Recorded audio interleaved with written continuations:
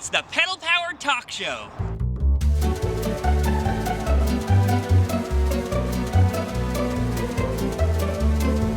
Sponsored by Keen Footwear, with help from Stephen Smith Teamaker and Netcase Helmets.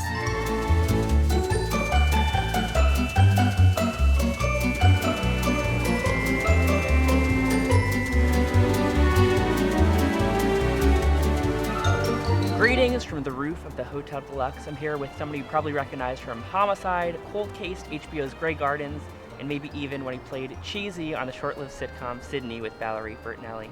Daniel Baldwin, thanks for coming on the Pedal Power Talk Show. Thanks for having me. Did I miss anything important? As far as my credits? Yeah. Wow. There's a lot more on there. There were some beatings I gave my brothers in my backyard, but I don't know if they ever made it to film. Yeah. And you've been involved in TV and film and theater since you were a kid. I mean, you used to borrow your dad's Super 8 camera and make movies. Yeah, we did. My brother Alec and I asked my father, could we use that camera?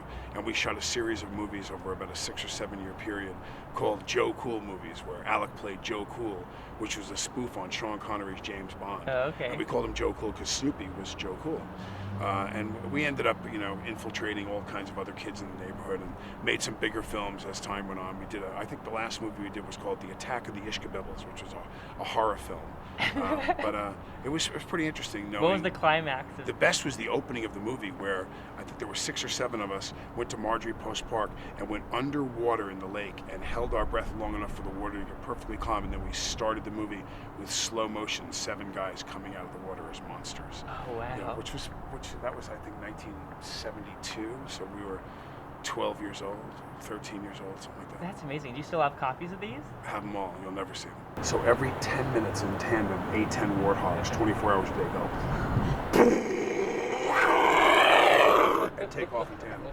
Oh my God. Looking on IMDb, you have like 5 movies that are coming out in 2012. Yeah, I've been pretty busy. Is there anything you're especially excited about? Well, I'm directing a documentary right now called Warfighters, which is tracking of the new GI Bill. Right now, unemployment amongst American veterans is 30% higher than the national average. The current GI Bill allows an estimated $55,000 for you to go to college once you finish your service. Well, the vast majority of them don't want to go to college. Right. So why not let them go to trade school or vocational school, or even open a small business with the same $55,000 stipend that is available to somebody who wants to go to college? I'm following this bill as it goes up the hill right now, and I've got some pretty good interviews that I've done. I'm looking forward to trying to get Bill Clinton now. I've got Colin Powell confirmed. Cool. That's one of the reasons why I'm doing the movie too. I want to see this bill pass. Yeah, actually, it's getting a little nippy. Could I offer you some tea? This is one of the features of the Pedal Power Talk Show. Absolutely. We've got some mugs. Is this shameless product endorsement right now? A little bit. We've got some Stephen Smith Teamaker tea, but they're a local company. I like the Stephen Smith tea. Oh, do you? Yes. Oh, perfect. Do pour. Oh. About a week later, there's a pounding on the door. It's Lynn Flaherty, Linda's mother. Carol! Did you see what Daniel wrote in Linda's book? And you've been really candid about, all your addictions over the years, hanging out with Charlie Sheen. Do you feel like it's just easier to be honest about these things? Well, I remember when I did, I had a well-documented arrest at the Plaza Hotel in New York, and my coming out party was doing Letterman. And they came into the green room and they said to me, now David has decided he doesn't want to talk about the arrest. Let's keep this positive. So I turned around and I said, well, whatever he wants to talk about, I'm pretty forthright about it. So no, this is what David has decided and the producers have decided. I said, great. And they turn around and they said, ladies and gentlemen, our guest, Daniel Baldwin. And I turn around and I come out and he sit down. And the first thing out of Letterman's mouth is say, hey, what the hell happened at the Plaza Hotel? I mean, you got a hitting cops and you were naked and blah, blah, whatever the report was that he got. And I remember at that moment, he was sandbagging me. Right. He's notorious for doing that. I didn't even look at him. I looked right down the barrel and I went, you know what? I got arrested. I did a lot of the things that they said that I did. I'm a drug addict. I'm sober right now. I'm working as hard as I can. I embarrassed my family. I hurt my career. I embarrassed my friends. And they stood up and gave me a standing ovation. We went to commercial and I turned around and I went, don't ever with me again, pal. And I told him exactly what time it was. Now, my nephew's actually had a question for you. Oh, it's a video question. Yeah, that's I feel like I'm on Jeopardy. Yeah. All right. Hi, Daniel. We love each other. Yeah. But we also fight sometimes. I bit him yesterday. Did you fight with your brothers? And what did you fight about? Well, yeah, I mean, we fought. I laugh when people say things to me like, yeah, I mean, we used to really fight in my family. I mean, one time my brother, did blah, blah, blah, blah, blah. And what they'll be talking about is punched me in the nose or threw something.